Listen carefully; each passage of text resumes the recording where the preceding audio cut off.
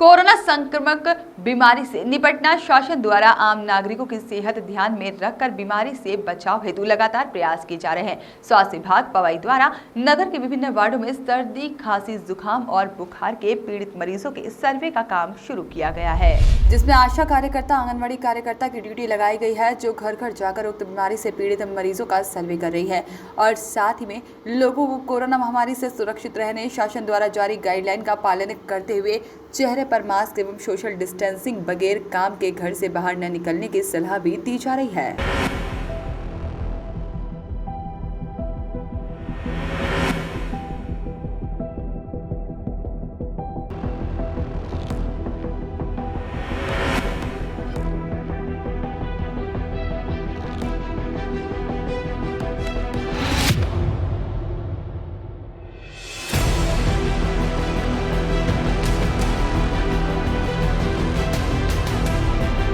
Voice of rights के लिए पवई से रविशंकर सोनी की रिपोर्ट।